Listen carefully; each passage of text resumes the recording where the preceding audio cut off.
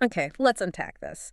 We have just a massive stack of sources today. It's not about one ingredient, not really one single cuisine, but it's sort of this whole universe distilled from one culinary series, The Shrimp Boat. Right. It's quite a collection they've built up. It really is. And our mission for this deep dive, I think, is to navigate all these episode titles and descriptions just to really understand the breadth of it, the fierce regional loyalty you see, and also the surprising technical depth.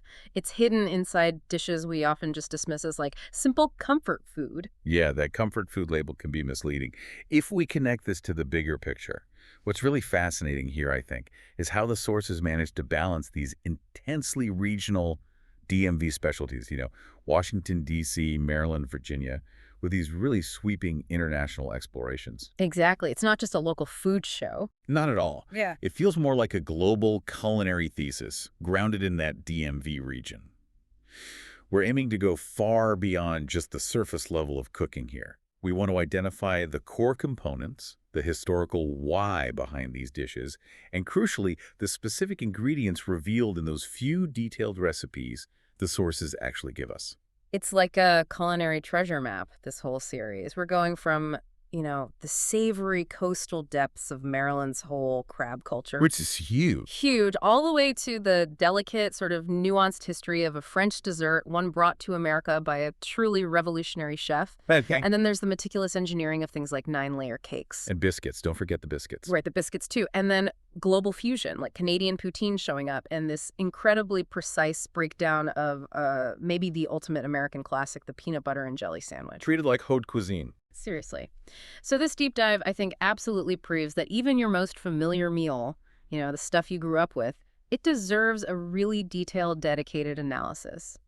So let's jump in. Let's ground ourselves immediately, right in the heart of the region, the Chesapeake Bay. Okay, so the sources, they immediately established that the Chesapeake Bay, and specifically the blue crab, is the foundation. It's like the cornerstone of Maryland's culinary identity. Yeah, it's the baseline flavor profile. Everything else seems to kind of build off that. Exactly. It dictates so much. We see that right away, actually, in the introduction to the Shrimp Boat series itself. It sets this coastal, kind of creamy, rich seafood tone right off the bat with the mention of Maryland she crab soup. hmm A true classic. Yeah. And it's distinct from, say, a regular crab soup. That richness often comes from cream, sure, but traditionally the key is the addition of crab roe. That gives it that characteristic orange hue and a much deeper, almost savory, sweet flavor. Right. It's not just crab meat, it's that extra element. But the regional focus, it quickly sharpens beyond just soup, doesn't it? Oh, definitely. We move very quickly into highly regional specifics, like the DC soft-shell crab sandwich. Now, this isn't something you can get year-round. No, it's a specific season, a celebration almost. Exactly. It's all about that brief window when the blue crabs molt, when they shed their hard shells. The preparation is usually specific, too often lightly dredged in flour or cornmeal, maybe some Old Bay mixed in, and then deep-fried until perfectly crisp. The whole crab is edible, legs and all. And the sources pair that with a mention of Maryland coleslaw, which sounds simple, but that pairing itself speaks volumes about regional tradition, doesn't it? It does. Maryland slaw often leans towards tangy rather than overly creamy. You see a lot of vinegar-based slaws, sometimes with a bit of mustard, celery seed maybe. It's designed to cut through the richness of the fried seafood, to provide that bright, acidic counterpoint. It's a functional pairing. Functional, right. And this dedication to local ingredients, it keeps popping up. There's also mention of Chesapeake Eggs Benedict. Ah, yes. Which takes a classic brunch dish and firmly plants it in the region. Instead of Canadian bacon, you're looking at incorporating those rich coastal seafood elements. Most commonly, it's beautiful lumps of blue crab meat, gently warmed, maybe folded into the hollandaise sauce itself, or sometimes even fried oysters making an appearance. It's about showcasing that local bounty. Okay, but here's where it gets really interesting for me, because the sources don't just, mention a dish name. They give us the actual technical blueprint for a very specific preparation. Maryland's crispy crab fritters. Right, and these aren't just called crab cakes, which is important. The sources label them as fritters, suggesting maybe a slightly looser structure, maybe smaller, more designed as a quick family snack, as they put it. A bit more informal, perhaps, but the required combination of ingredients listed. Yeah. That's a masterclass in balancing texture and flavor. So let's break that down. Functionally, what are we looking at? To get that signature succulent flavor and crispy texture, they say you absolutely must start with fresh Maryland blue crab meat. And that's key, not pasteurized, not canned if you can help it. The fresh stuff has a sweetness and a delicate texture that's just unparalleled. Using lump crab meat, the larger pieces, is often preferred for things like crab cakes, but for fritters, sometimes a mix including claw meat can add more flavor depth. But freshness is paramount, and authenticity demands Maryland blue crab. And the flavor backbone. It's specified, classic seasoning, specifically Old Bay seasoning. Non-negotiable in Maryland, pretty much. Old Bay isn't just salt and pepper. It's this complex proprietary blend. They say 18 herbs and spices. Celery salt is prominent, paprika for color, black pepper, crushed red pepper flakes for a little heat. It's got this unique, savory, slightly pungent profile. You taste it, and it instantly signals Maryland seafood. It's iconic for a reason. Okay, so you've got the crab, you've got the Old Bay. How do you hold it together and make it crispy? The sources point to specific binding and structure agents. They're designed, it seems, to maximize crispness while keeping the inside moist. Exactly. And the choice listed is crucial. Panko-style breadcrumbs. Why panko specifically? Well, panko breadcrumbs, which originated in Japan, are made from crustless white bread. They're processed into large, airy flakes and then dried. The key difference is their texture. They're much lighter and flakier than traditional dense, fine breadcrumbs. Because of this structure, they absorb less oil when fried. Ah, okay. So less greasy, more crispy. Precisely. You get a much lighter, airier, and frankly, superior crispness. It provides structure without making the fritter heavy or dense. Now, these crumbs need something to bind them to the crab meat. The sources list mayonnaise. Which provides moisture and richness, right? Fat content. Yes, mayonnaise is an emulsion of oil, egg yolk, and an acid like vinegar or lemon juice. It adds necessary fat, which translates to richness and helps keep the crab meat moist during the quick, hot frying process. But mayo alone can make things taste a bit heavy or flat. So they add a counterpoint. Exactly. The sources specify a sharp counterpoint, Dijon mustard. Ooh, good choice. It's doing some heavy lifting there. Dijon mustard, with its characteristic wininess and pungency from brown mustard seeds, introduces acidity and a bit of spice. It cuts through the richness of the mayonnaise and complements the natural sweetness of the crab meat. It elevates the entire flavor profile, preventing it from being one note. Makes sense. And you can't forget visuals and fresh notes. The recipe, according to the sources, also calls for diced red bell pepper and green onions. Right, aromatics and color. The diced red bell pepper adds these little jewels of subtle sweetness and, of course, vibrant color against the white crab meat and pal binder. The green onions, or scallions, provide that fresh, sharp, slightly oniony bite. You want to mince them fairly finely so they integrate well. So the preparation, it sounds like it involves gently combining all these elements, being careful not to break up the crab meat too much, I imagine. That's critical, especially if you're using lump crab. You want to fold everything together gently. Overmixing can make the fritters tough. You combine the crab, the Old Bay, the panko, mayo, Dijon, peppers, onions. Maybe a little egg sometimes acts as an extra binder, though not explicitly mentioned here. Then you form them into small patties or balls. And then frying. And then frying them. Wow. Probably in a neutral oil like vegetable or canola, heated to around 350, 375 degrees Fahrenheit. You want it hot enough to crisp the outside quickly before the inside overcooks. Just a few minutes per side until they're golden brown and beautiful. The result should be that ideal quick family snack, succulent and flavorful inside, incredibly crispy outside. And this approach, the sort of reverence for lump crab meat and Old Bay, it seems consistent. The sources also mention Chesapeake Bay crab stuffed mushrooms. Yes, which again confirms that regional tribute. You'd likely see a similar filling crab meat, Old Bay, binders like breadcrumbs, or maybe cream cheese in this case, maybe some Parmesan stuffed into large mushroom caps, often cremini or white button, and then bake until bubbly and golden. It's another way to deliver that core Chesapeake crab flavor. Okay, so that's the Bay influence covered pretty thoroughly. Let's move inland a bit, within the DMV, hitting on specialties that define more of the urban and historical landscape, shifting from the Bay to the city. And the first thing that jumps out is this absolute cultural touchstone, mambo sauce. Ah, mambo sauce. Yeah, you can't really talk about D.C. food without talking about mambo sauce. It's a massive defining part of Washington, D.C.'s food culture, especially its carryout scene. The sources highlight an entire episode dedicated just to its history and how the DMV style of mambo sauce is characterized. So what is it exactly, for someone who hasn't had it? Well, it's complicated because there are variations, but the core DC Mambo sauce is typically a vibrant reddish-orange condiment. Its flavor profile is this intense balance. It's very sweet, often from ketchup or tomato paste and sugar, but also intensely tangy, usually from vinegar. And there's often a background note of spice or heat, maybe from hot sauce or cayenne pepper. Some versions have soy sauce, some don't. It's unique. And what do people put it on? Traditionally, it's almost mandatory with fried chicken wings and DC carryouts. Also fantastic on French fries, fried shrimp, sometimes even drizzled over fried rice or other Chinese takeout dishes. Its history is really interesting, likely emerging in the African-American community in DC sometime in the mid-20th century, possibly inspired by barbecue sauces or even sweet and sour sauces, but evolving into its own distinct thing.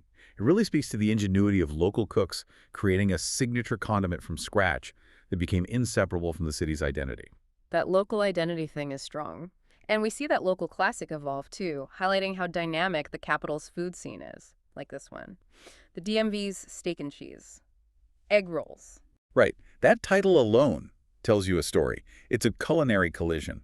You take the beloved local classic, the DC steak and cheese sub, which itself has variations but usually involves thinly sliced steak, grilled onions, provolone cheese, maybe lettuce, tomato, mayo, sometimes hot peppers. A very specific thing. Very specific. And then you take that filling, chop it up maybe, wrap it tightly in an East Asian-style egg roll wrapper, and then usually deep fry it until it's shatteringly crisp. It's often served naturally with mambo sauce for dipping. Wow, so it's fusion on multiple levels. Exactly. It speaks volumes about how immigrant cuisines, in this case, borrowing the egg roll format influence and blend with established local favorites in a dense, multicultural urban area like D.C. It's playful, it's delicious, and it's very DMV. Okay, from modern fusion, let's jump back in time to a historical giant. Maryland stuffed ham. The sources call this foundational, reflecting Maryland's deep historical resourcefulness, going way back to its colonial past. Yeah, this is a really special dish, particularly associated with Southern Maryland, St. Mary's County specifically. It's considered a cherished part of the state's food culture, often appearing at holidays like Christmas or Easter or for special gatherings. It's a labor of love. And understanding its components is key to understanding that history and resourcefulness, like you said. You start, the sources say, with a bone-in country ham. Right. And a country ham isn't like your typical city ham. These are salt-cured, often smoked and aged for a long time. They are intensely salty and need to be soaked for potentially days to draw out excess salt before cooking. They're dense, flavorful, and historically, they were a way to preserve pork through the winter. And the stuffed part. That's where the resourcefulness comes in, right? Using tough greens. Exactly. The magic is in the stuffing, which is packed into deep slits cut all over the ham, right down to the bone. The stuffing utilizes resources that were readily available, but might have been considered tough or less desirable otherwise. It's a dense, savory blend, primarily of kale and Swiss chard, but the sources mention other greens too, maybe cabbage, turnip greens, spinach, watercress.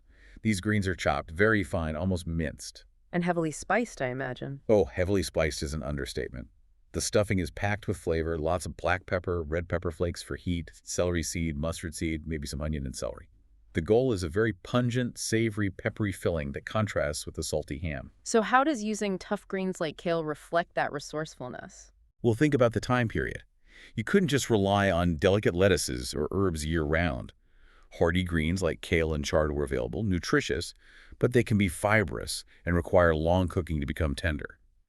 Packing them tightly inside this massive ham and then slow cooking the entire thing. A process that can take many hours, often achieved by simmering or steaming the wrapped ham in a huge pot, allows those greens to break down completely. Ah, so the long cooking time tenderizes them. Precisely. They cook in the ham's own juices, mingling with the spices. They infuse the ham with incredible moisture and that savory, earthy, peppery flavor from the inside out. It maximizes the nutritional and caloric value of the entire dish, using every part of the available resources.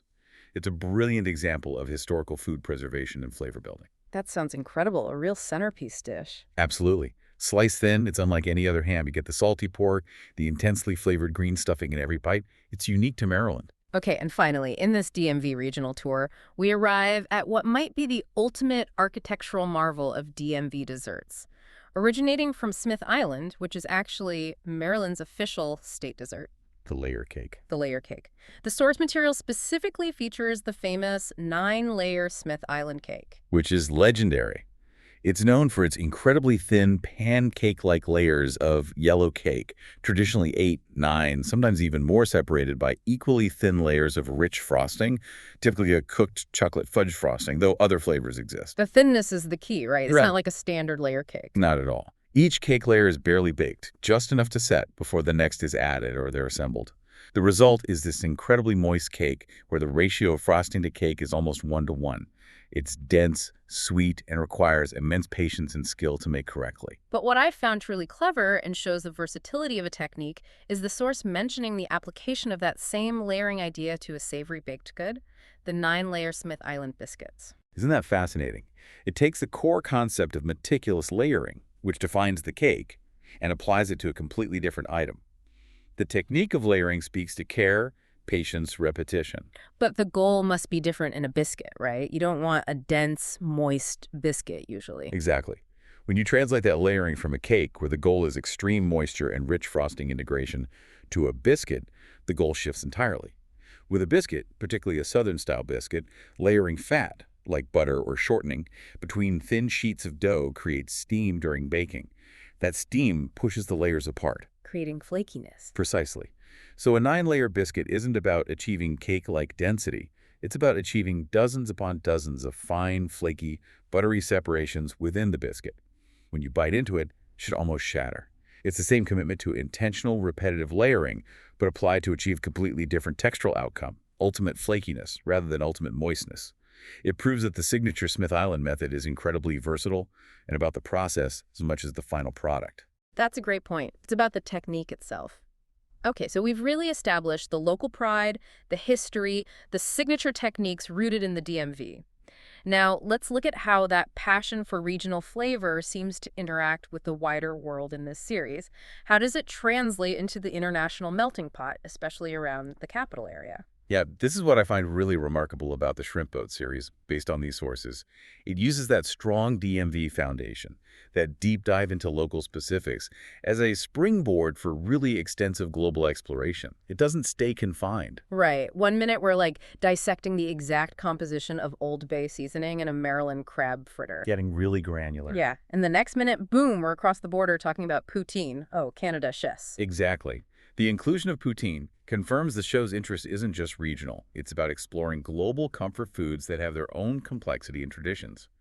Poutine, at its core, sounds simple.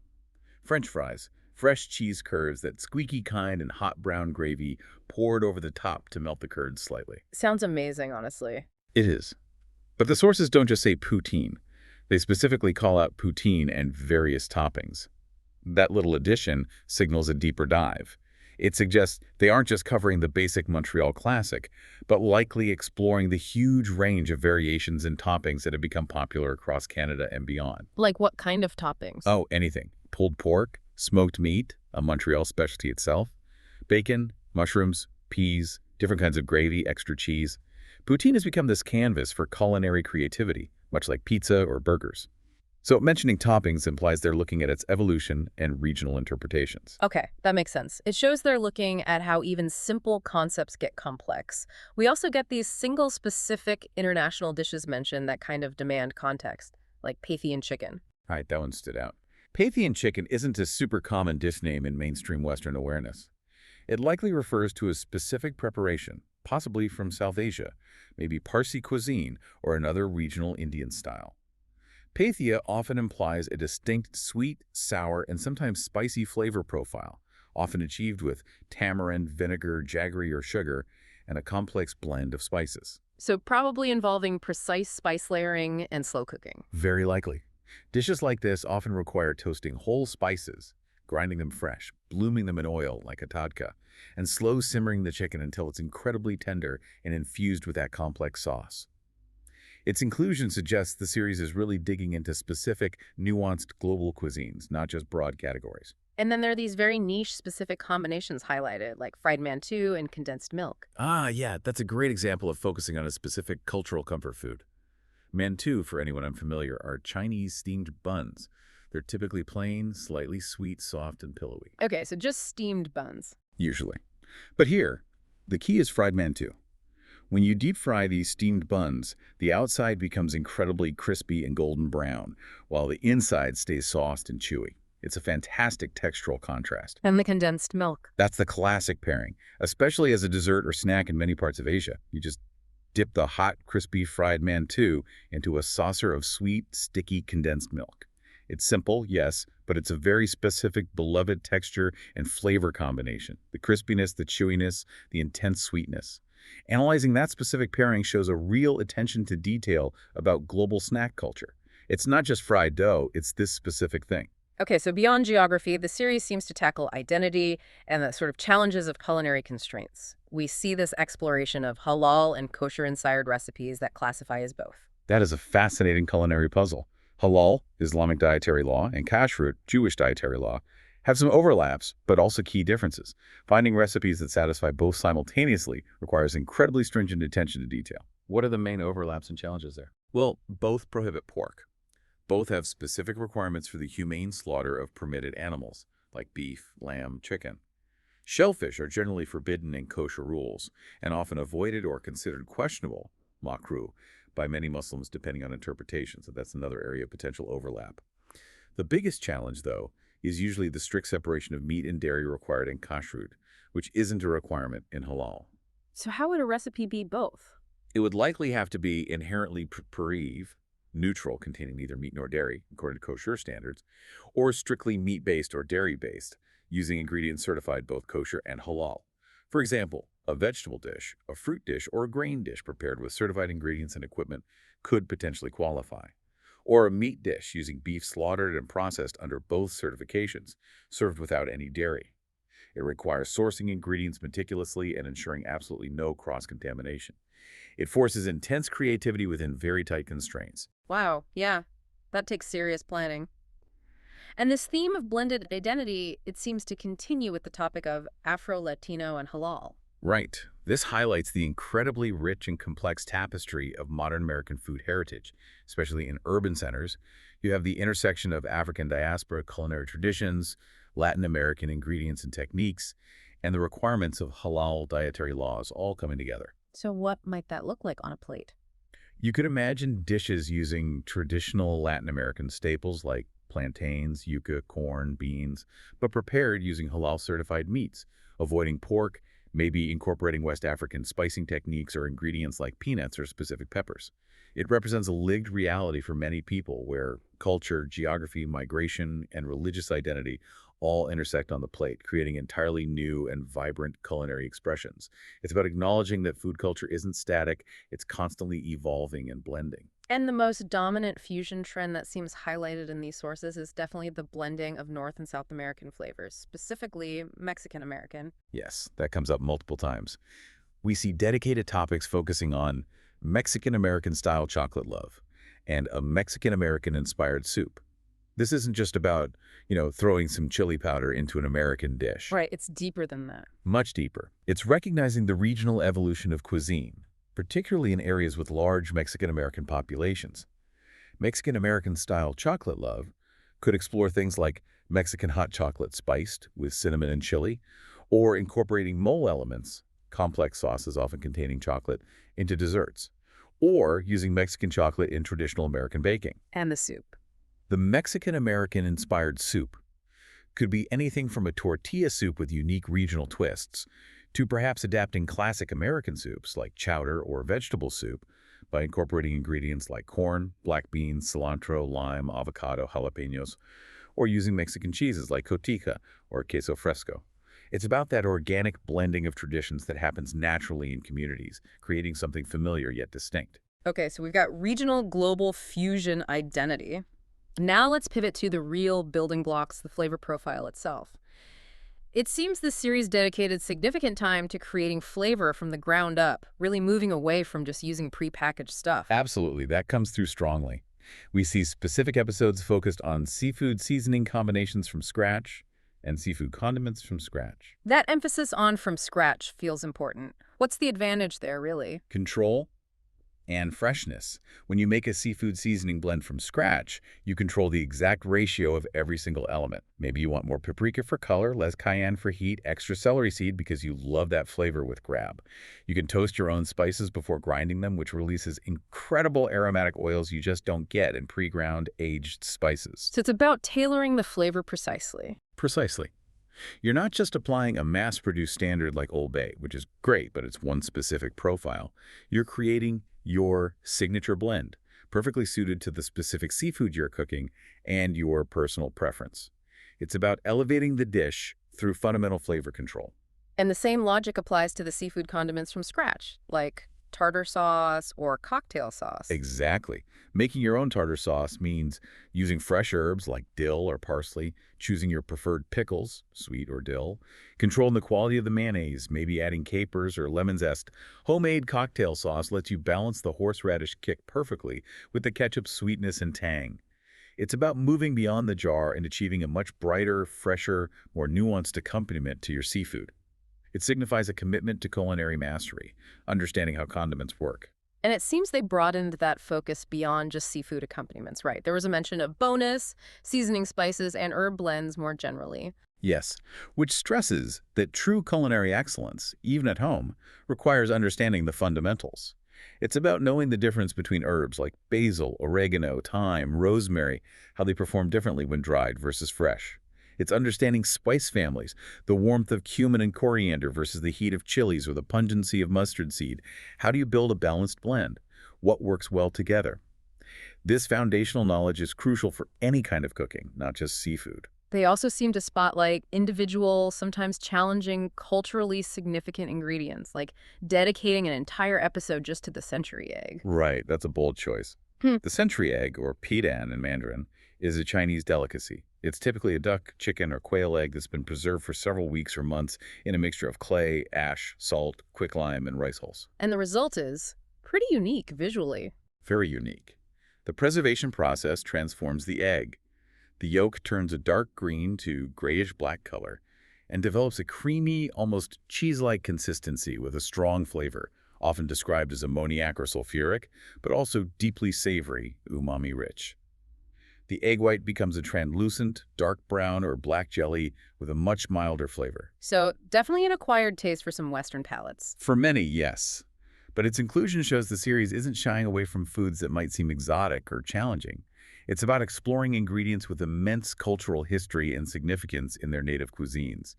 In China, century eggs are often eaten as appetizers, perhaps with pickled ginger or chopped and added to congee, rice porridge, or other dishes.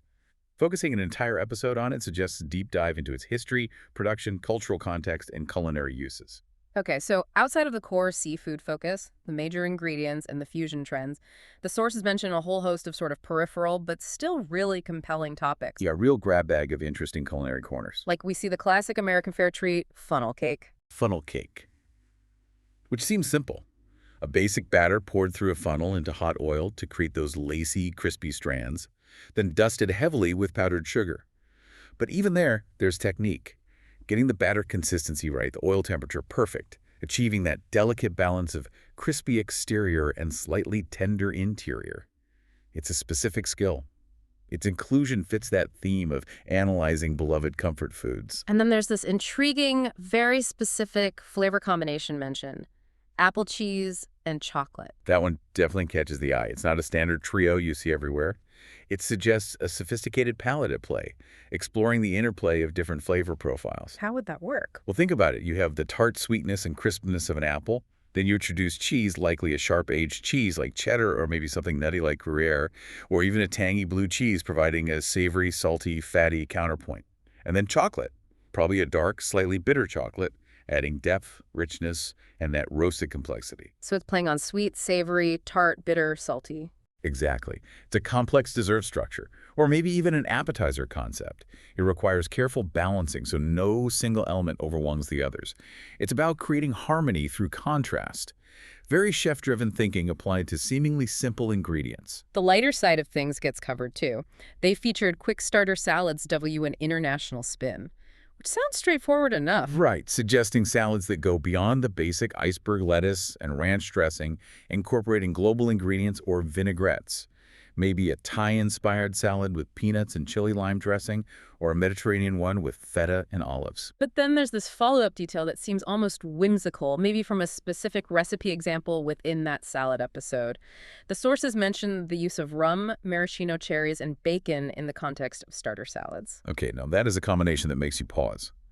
Rum and maraschino cherries immediately evoke cocktails, tiki drinks, desserts. They bring intense sweetness, booze, and that specific almond-like flavor of maraschino. Then you throw in bacon, salty, smoky, crispy, fatty. In a salad, a starter salad. It's a fascinating study in extreme contrast. You've got sweet, boozy, salty, smoky, fatty, all presumably tossed with some kind of greens and maybe a sharp vinaigrette to cut through it all. It suggests a move towards highly complex, unexpected flavor collisions, maybe a deconstructed cocktail element. It's designed to shock and delight the palate right at the very beginning of a meal, grab your attention. Very bold. Bold is right. And rounding up the sort of main course offerings we haven't touched on, there were two specific, healthy, balanced options listed: salmon and sweet potato mash, and chicken and spinach quinoa. Yes, which is important because it shows the series wasn't exclusively focused on rich, heavy comfort food or complex historical dishes. It also incorporated intentional, nourishing recipes. So salmon and sweet potato mash, what's the appeal there? It's a great pairing. Salmon provides high-quality protein and healthy omega-3 fatty acids. Sweet potato mash offers complex carbohydrates, fiber, vitamins, especially vitamin A, and a natural sweetness that complements the rich flavor of the salmon beautifully. It's colorful, nutritious, and satisfying. And chicken and spinach quinoa. Similar principle. Lean protein from the chicken. Quinoa is a complete protein itself, plus fiber and complex carbs. Spinach adds vitamins, minerals, and color. It's a well-rounded, balanced meal that fits modern healthy eating trends. Including these shows a breadth of culinary focus, acknowledging that everyday cooking often involves balancing indulgence with nutrition.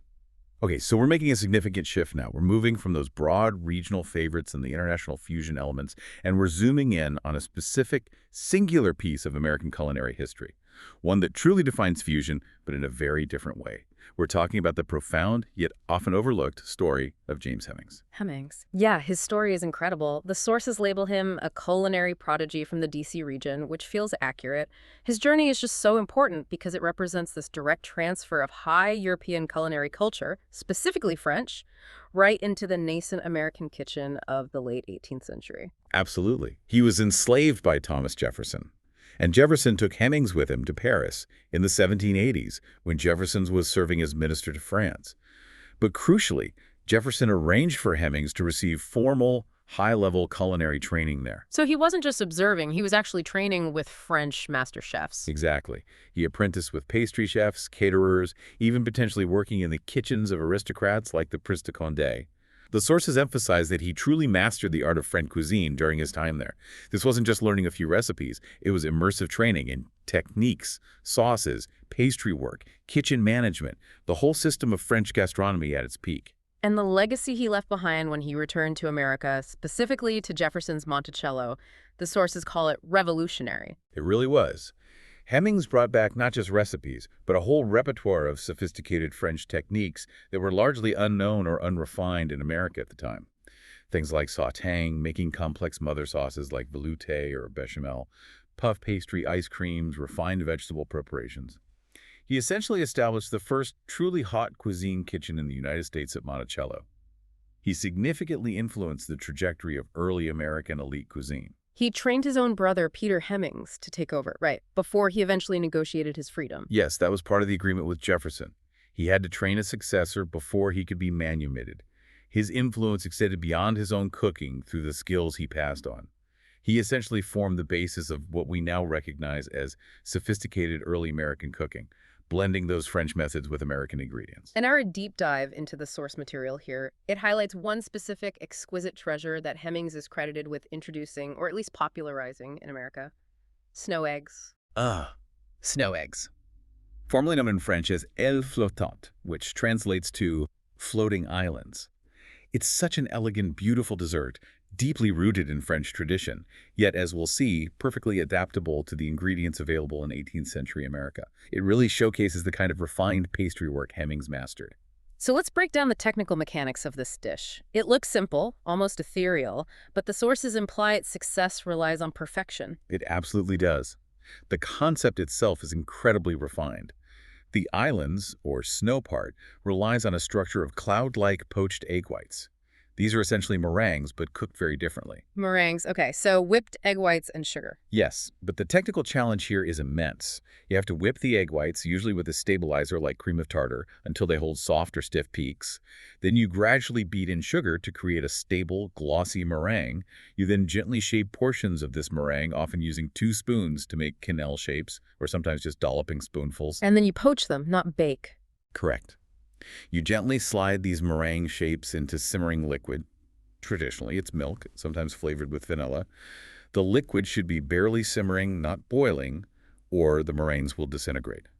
You poach them gently for just a minute or two per side until they're just set and puffed. So they cook from the gentle heat of the milk. Exactly. They don't brown like baked meringues. They cook through, remaining pure white and developing this incredibly light, airy, almost marshmallow-like texture. Delicate is the key word. Then you carefully lift them out with a slotted spoon and let them drain and cool. Okay, so those are the islands. What do they float on? They float on the sea, which is the dessert's body and flavor base.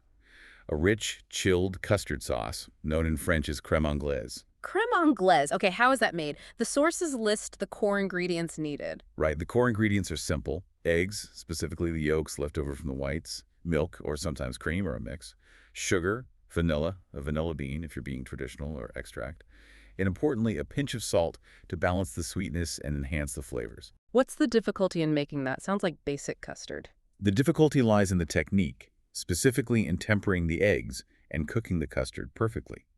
You heat the milk, vanilla, and some sugar. Then you whisk the egg yolks with the remaining sugar. The crucial step is tempering. Slowly whisking a small amount of the hot milk into the egg yolks to gently raise their temperature without scrambling them. Then you gradually whisk the warmed yolk mixture back into the remaining hot milk in the saucepan. Avoiding scrambled eggs in your custard. Precisely.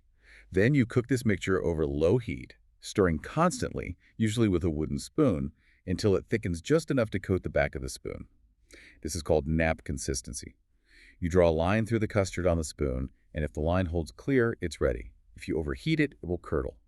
So gentle heat and constant attention are vital. Then it needs to be strained and chilled completely. Okay, so you have the delicate poached meringues and the perfectly smooth chilled custard. What makes this version specifically American, connected to Hemmings? What truly Americanized this French classic, according to the interpretation based on Hemmings' context and the ingredients available at Monticello, was the subtle substitution or addition of local sweetening elements. The sources mention the sweetness options included using maple syrup or fruit preserves. Instead of just plain sugar. Exactly. Maple syrup, a distinctly North American product, could have been incorporated into the crème anglaise itself, lending its unique flavor, or perhaps drizzled over the finished dessert. Similarly, fruit preserves, jams, or jellies made from local fruits abundant in Monticello could have been used as a garnish, maybe swirled into the custard or spooned around the floating islands. This shows Hemmings adapting high French technique to the New World's pantry, using the local bounty. That makes sense, a practical adaptation. Yep. And the final touch. The final touch mentioned in the sources is a traditional one, but still important. The snow eggs are typically served well chilled, floating elegantly in the pool of crème anglaise, and often dusted with a light sprinkle of ground cinnamon. Why cinnamon? Cinnamon adds that touch of warmth and aromatic complexity. It contrasts beautifully with the cool, creamy custard and the light, airy meringue. It provides an important counterpoint, a finishing flourish that rounds out the dessert's flavor profile. Sometimes toasted almonds are also used for texture. So this really raises an important question, doesn't it? How should we view the significance of James Hemmings' work today? It's clearly not just about the technical execution of a single recipe like snow eggs, which is complex enough. No, it's much bigger than that. It's about the transformation, right? Taking these sophisticated French techniques learned under formal training and translating them into something uniquely American, adapting them using specific local ingredients like maple syrup, readily available on Jefferson's estate. It feels like a truly foundational story for understanding how cultural exchange, even under the brutal conditions of slavery, shaped modern American cuisine from its very beginnings. His skill and contribution were immense. All right, now we're going to take a huge conceptual leap. We're jumping from the refined elegance of 18th century Franco-American historical cuisine Yeah, quite a jump. right into the heart of maybe the most democratic, ubiquitous American comfort food imaginable, the peanut butter and jelly sandwich. PB&J can't get much more basic, right? Or can you? Well, that's the fascinating thing revealed by these sources from the shrimp boat. They don't treat the PB&J as some simple throwaway kid's lunch. They approach it as a serious subject, worthy of genuine gourmet reinvention. The episode titles themselves, they had one called It's Peanut Butter Jelly Time, and then a follow-up reflective one called Peanut Butter Too Much Essential Time. Huh. Okay, that suggests obsession. It really does. It hints at the level of dedication, maybe even overthinking, involved in perfecting this absolute classic. They weren't just slapping peanut butter and jelly on white bread. So what does this level of dedication mean for the PB&J, according to the sources? How do you reinvent something so fundamental? The sources detail 5 specific, highly imaginative creations that completely redefine this classic comfort food. And the focus, consistently, seems to be on 2 core principles. First, maximizing homemade goodness, especially with the spreads, and second, achieving balanced texture and intentional flavor pairing through careful selection of all the components, the bread, the peanut butter style, the jam type, and any extra additions. This is treating a humble sandwich like a 5-star culinary composition. Okay, I need to hear these. Let's meticulously detail these 5 inventive creations, because the sources suggest that precision in the ingredient choices is absolutely key to understanding the series' depth here and how they're trying to celebrate that creative twists and unique food culture of the DMV region, maybe even applying it to the PB&J. Exactly. Let's go through them one by one, paying attention to every specified component. First up, they start with something familiar but elevated, the nostalgic favorite. Okay, sounds safe. It takes the incredibly common, beloved pairing of peanut butter and banana. Lots of people do that. But here's the elation. It paired specifically with strawberry jam. And critically, the sources emphasize the jam is homemade. That's a huge difference in flavor and quality right there. Homemade strawberry jam, definitely better than store-bought. What about the bread? The vessel for this nostalgic combo is specified as honey wheat bread. And interestingly, the sources indicate the series also covered the secrets to crafting this specific type of wholesome bread in a separate episode, S1E32, emphasizing tradition and whimsical charm. So the application is a soft, slightly sweet, sturdy wheat bread, perhaps with a touch of honey flavor that complements the peanut butter, banana, and strawberry without overpowering them. The focus is on comforting, familiar flavors executed with high-quality homemade components. Okay, number 1, elevated classic. What's next? Second, we have the Nutty Crunch. This one seems focused squarely on texture. It uses classic peanut butter.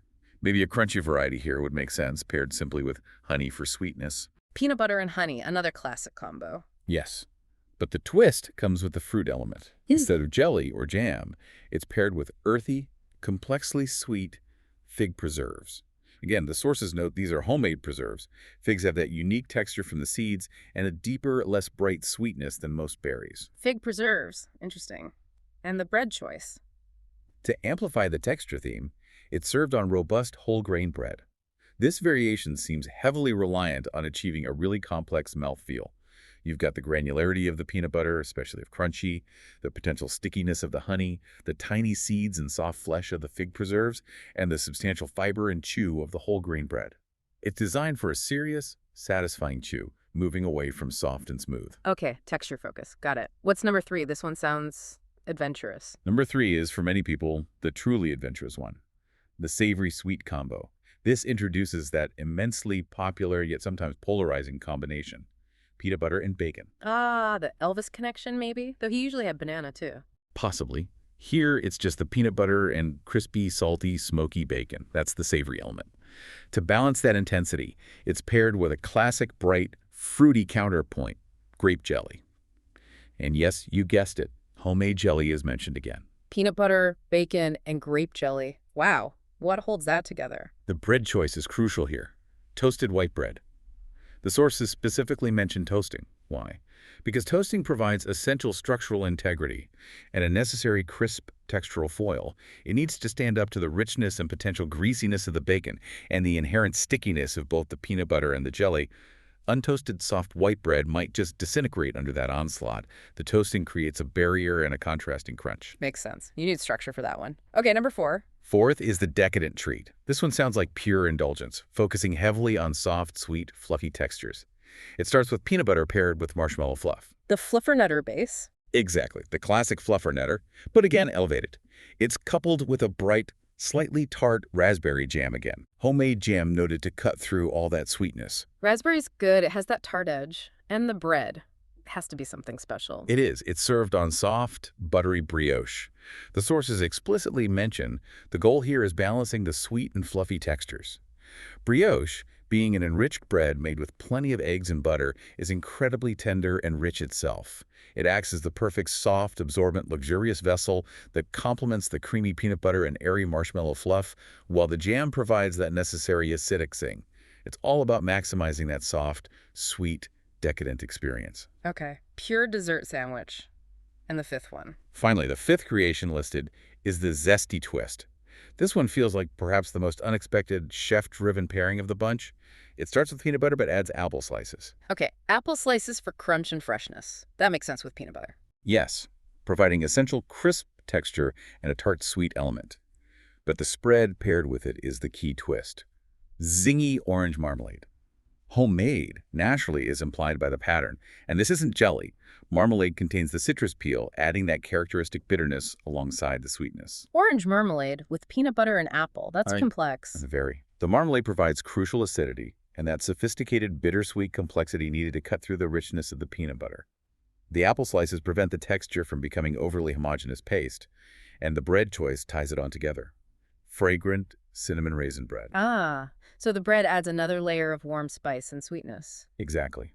The cinnamon raisin bread echoes the fruitiness of the apple and marmalade and adds its own distinct aromatic warmth.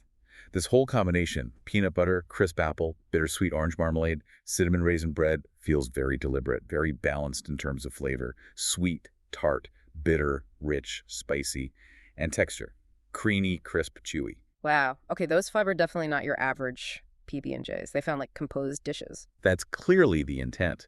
And the sources really seem to emphasize that the true magic, the thing that elevates these from just interesting combinations to something gourmet, lies in the quality and preparation of the sauces and spreads.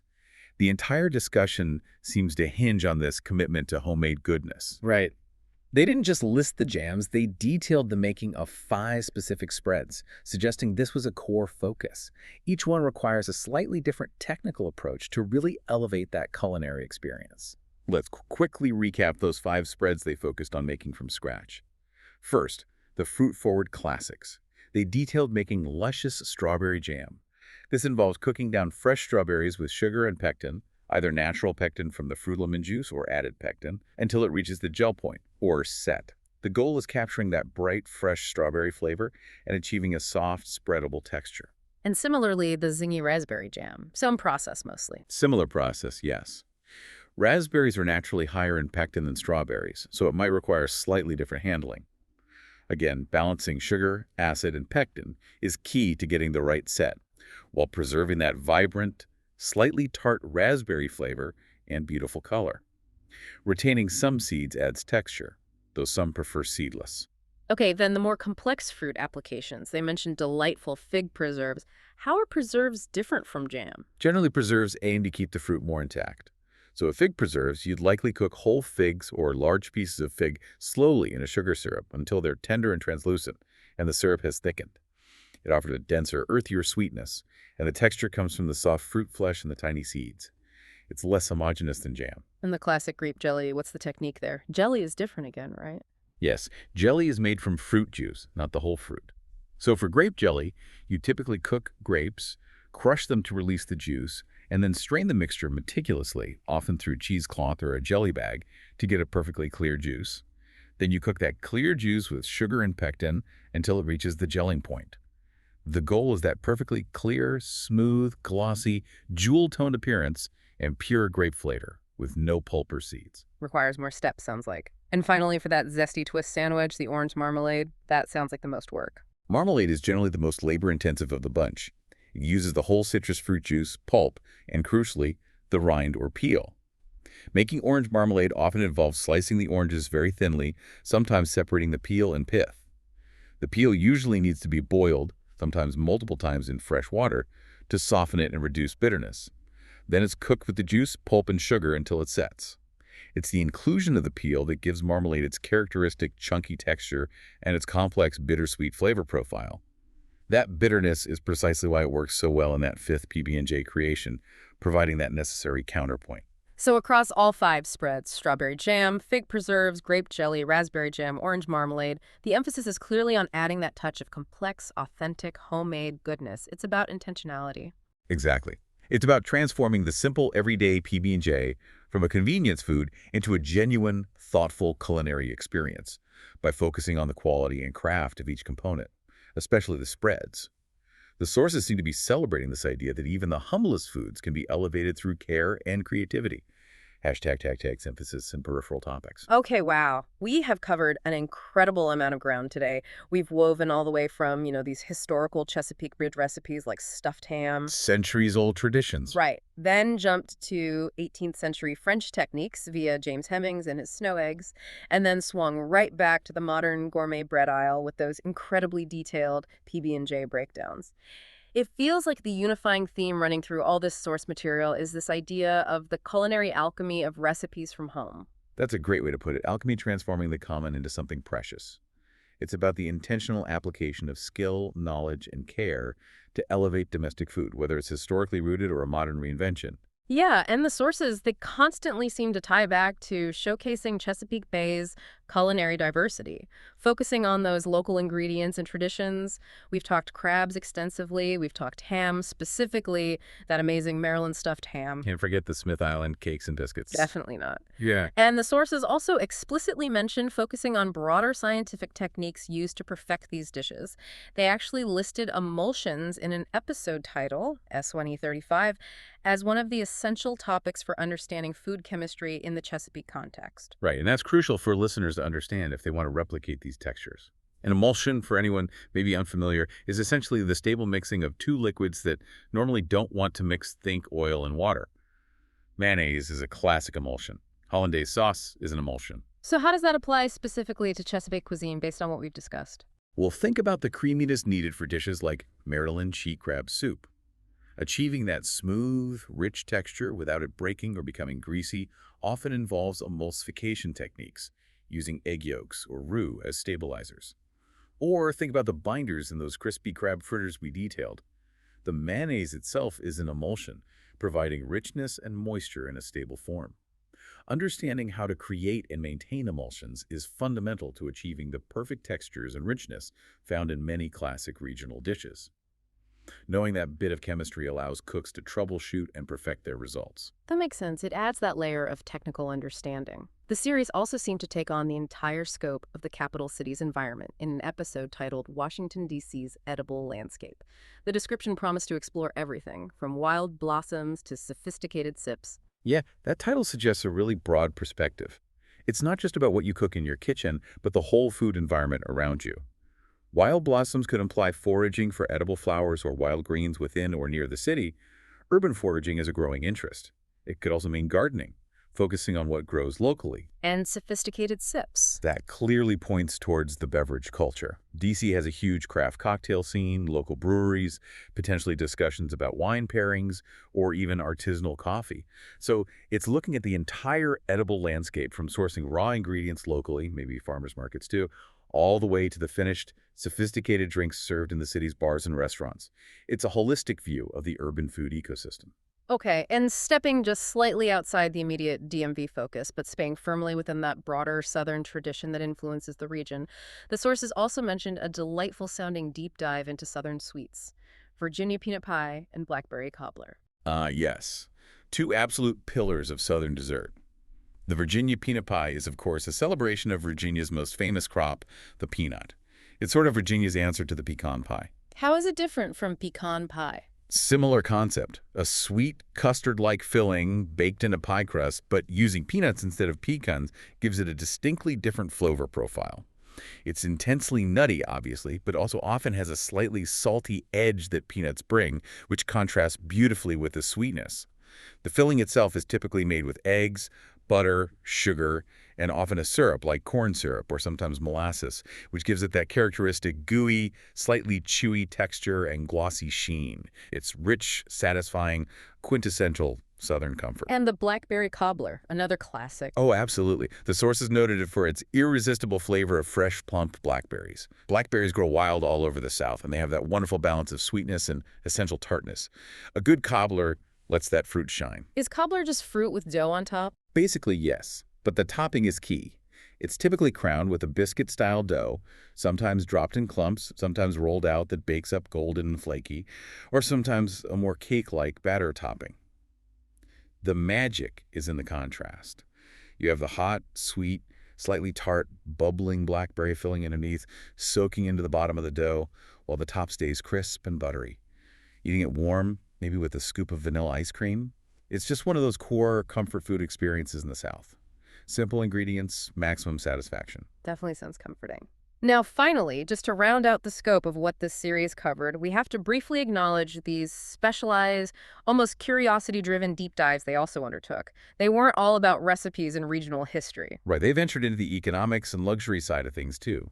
By featuring episodes dedicated specifically to financial and, well, luxury aspects like the most expensive desserts, Part 1. And Part 1 implying there's more. Exactly. And the most expensive beer. This provides a totally different lens on food and beverage consumption. It shifts the focus. How so? What kind of discussion would that involve? Well, it forces you, the listener, to consider food and drink not just as sustenance or cultural expression or even culinary art, but through the framework of economic value, rarity, and luxury status. Why is this particular dessert potentially worth hundreds or even thousands of dollars? Is it incredibly rare ingredients like specific truffles or saffron? Is it the painstaking labor and artistry involved? Is it just branding and hype? And for the beer? Similar questions. What makes a beer one of the most expensive in the world? Is it aged for decades? Is it made using an incredibly complex, time-consuming process like ice distillation, Eisbach? Does it involve super rare hops or yeast strains? Was it recovered from a historic shipwreck? These episodes likely explored the stories, the production methods, and the market forces that drive extreme prices in the food and beverage world. It's a fascinating pivot from recipes to pure economics and status. Yeah, a totally different angle. And just to give a sense of the sheer volume of content this series produced, we can't overlook the compilation episodes mentioned in the sources. One clocked in at over an hour, 1 hour and 2 minutes, and another massive one at 1 hour and 46 minutes. That's a lot of material summarized. It suggests a really significant back catalog of topics they drew from. Definitely. And there was also this intriguing little outlier, a bonus episode simply titled Bonus Scandalousness Alanides, listed at 18 minutes long. Scandalousness Alanides, that sounds like pure fun, maybe.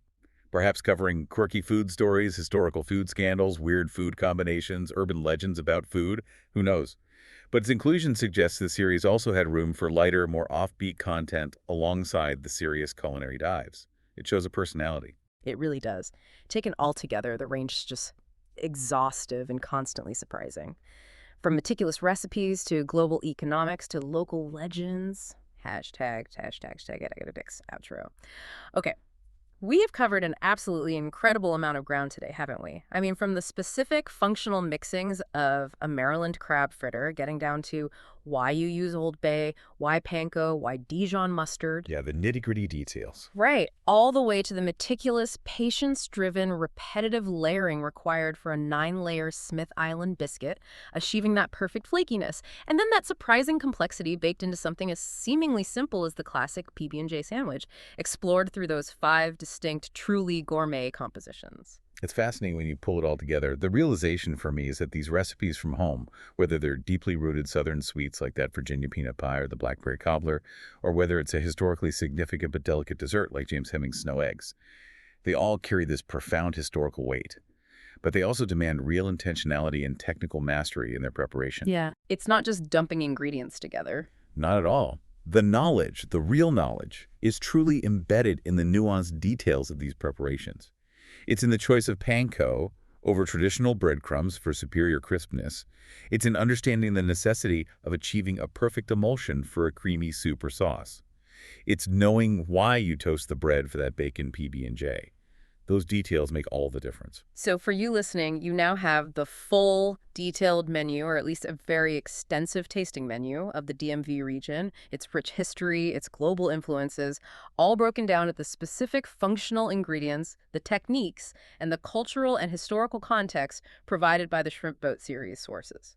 Hopefully the next time you encounter what seems like a simple regional comfort food, whether it's a crab cake on the Maryland shore, maybe a bowl of poutine on a trip, or even just frying up some mantou buns or making a peanut butter sandwich in your own kitchen, you'll pause for a second.